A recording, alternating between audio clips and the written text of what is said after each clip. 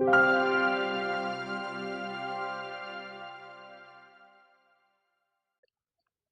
সুপ্রিয় শিক্ষার্থী বন্ধুরা, তোমরা সবাই কেমন আছো? আমাদের বিবি ম্যাথ টিউটোরিয়াল ইউটিউব চ্যানেলে তোমাদের সবাইকে স্বাগতম।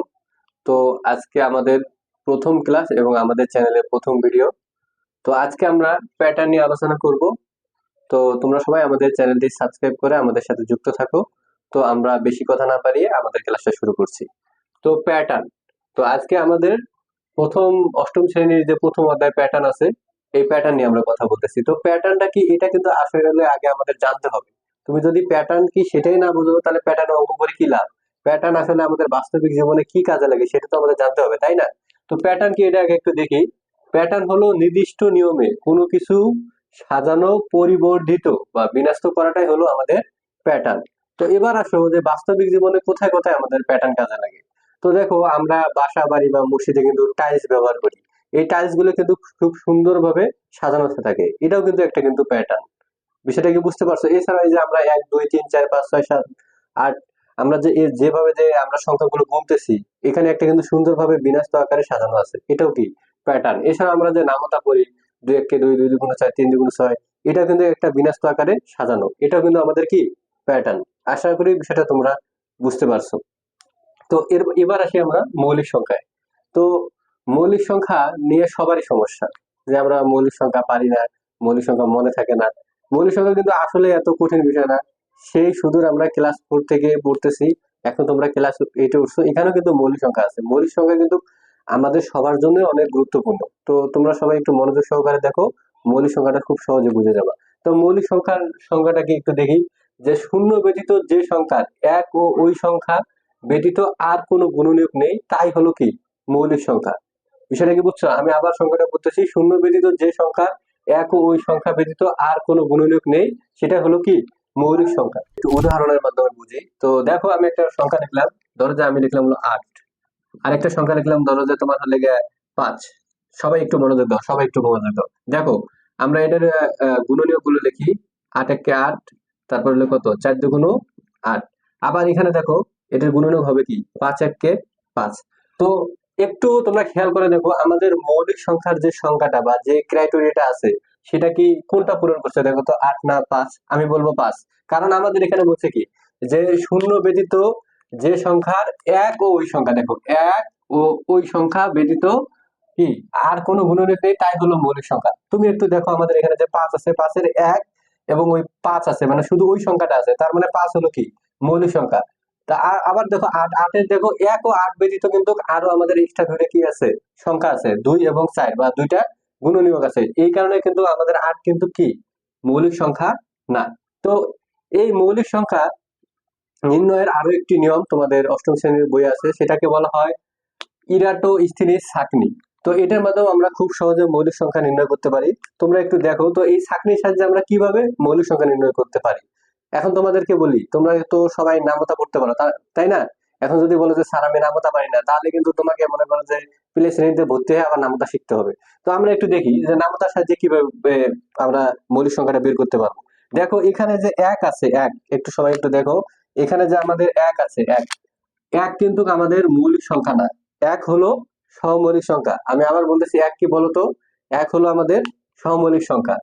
আর পৃথিবীতে একমাত্র জোড় মৌলিক সংখ্যা হলো 2। আর পৃথিবীতে কোনো কি জোড় মৌলিক সংখ্যা নেই। তোমরা সবাই এটা মাথায় রাখবা যে পৃথিবীতে একমাত্র জোড় মৌলিক সংখ্যা কি 2, আর কোনো জোড় মৌলিক সংখ্যা নেই। তো আমরা মৌলিক সংখ্যাগুলো কোথায় পাবো? অবশ্যই আমরা কি বিজোড় সংখ্যার মধ্যে পাবো। তো তোমরা সবাই একটু দেখো তো, 2 এর ঘরে আমরা নামতা পড়ি।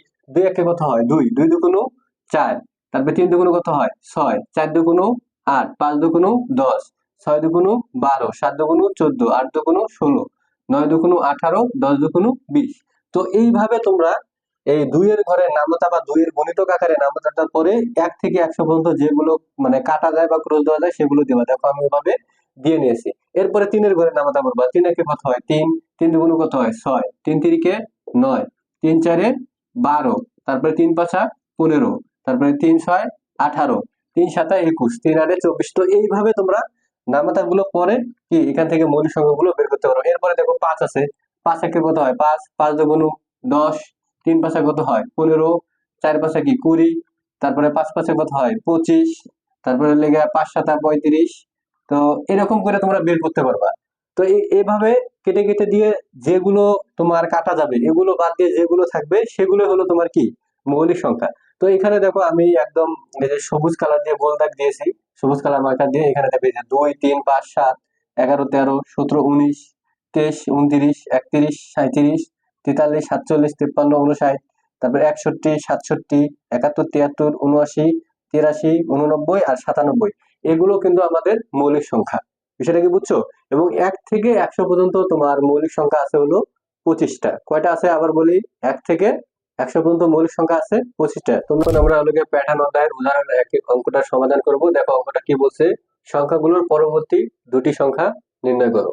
তো এখন দেখো এখানে আমাদের প্যাটার্নটা হলো 3 10 17 24 31। তো আমরা এখানে পদের পার্থক্য বের করছি। ধরো 10 থেকে 3 বিয়োগ করছি কত হয়েছে 7, আবার 17 থেকে 10 বিয়োগ করছি 7, 24 সাথে 17 বিয়োগ করছি 7, 31 সাথে 24 বিয়োগ করছি 7। তোমরা এখানে দেখো আমরা প্রত্যেকবার যতবারই আমরা বিয়োগ করি প্রত্যেকবারই আমাদের পার্থক্য কিন্তু একই আসতেছে, কত করে 7 করে। অর্থাৎ দেখো আমি যখন 3 এর সাথে 7 যোগ করবো তখন কত হবে 10, আবার 10 এর সাথে 7 যোগ করবো তখন কত হবে 17, আবার 17 এর সাথে যখন 7 যোগ করবো তখন কত হবে 24। তাহলে অবশ্যই কি করতে হবে, 31 এর সাথে 7 যোগ করলে কি আমরা পরবর্তী সংখ্যাটা পাবো। তাহলে পরবর্তী সংখ্যাটা আমাদের দুটি সংখ্যা বলছে যে, তাহলে পরবর্তী দুটি সংখ্যা রাখতে হবে কি 31 যোগ 7 কত হবে 38। আবার কি করতে হবে 38 এর সাথে আমাদের 7 যোগ করতে হবে, 38 এর সাথে 7 যোগ করলে কত হয় 45। দেখো অঙ্কটা কিন্তু অনেক ইজি, এরকম অঙ্ক তোমাদের বইয়ে দেওয়া আছে, তোমরা চাইলে চেষ্টা করে দেখতে পারো। সুপ্রিয় শিক্ষার্থী বন্ধুরা, তো এরপরে আমরা উদাহরণ 2টা একটু সমাধান করব। দেখো উদাহরণ 2 কি বলা আছে যে সংখ্যাগুলোর পরবর্তী সংখ্যাটি নির্ণয় করো। তো আমাদের প্যাটার্নটা দেখো দেওয়া আছে, আমি প্যাটার্নটা লিখছি। প্রত্যেকবারে দেখো পার্থক্য কত করে আসতেছে, 3 করে 5 করে 7 করে 9 করে। 4 থেকে 1 বাদ দিলে কত আছে 3, 9 থেকে 4 বাদ দিলে 5, 16 থেকে 9 বাদ দিলে 7, 25 থেকে 16 বাদ দিলে কত আছে 9।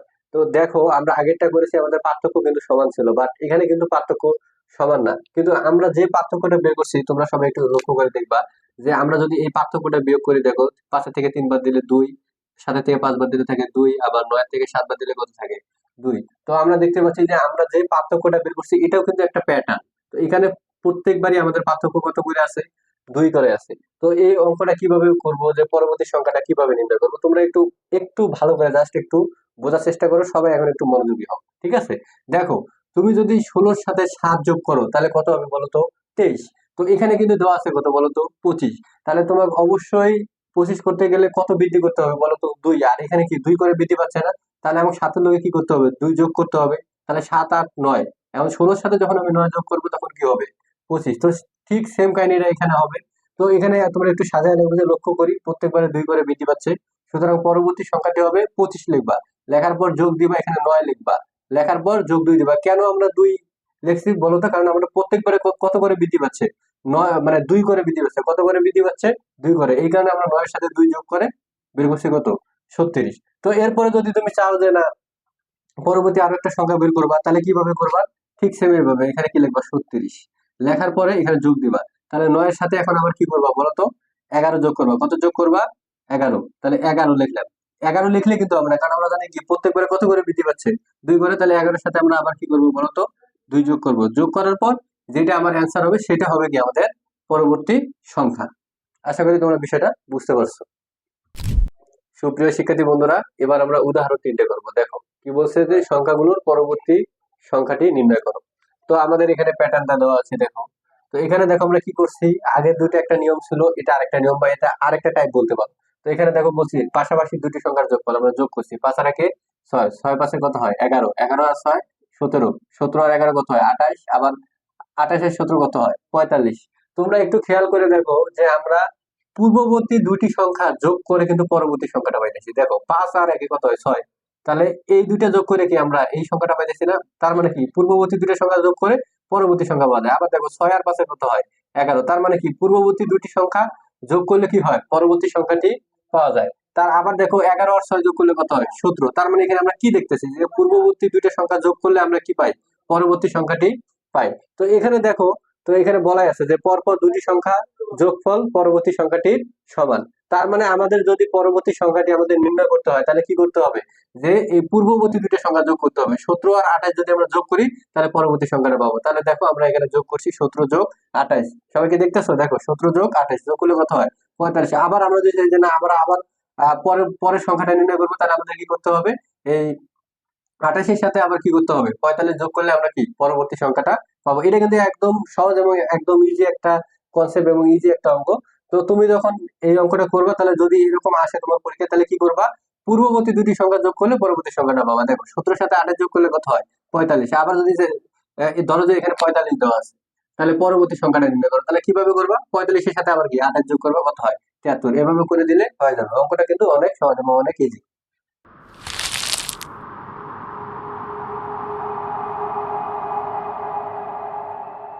তো এখন আমরা শিখবো ফিবোনাকি সংখ্যা।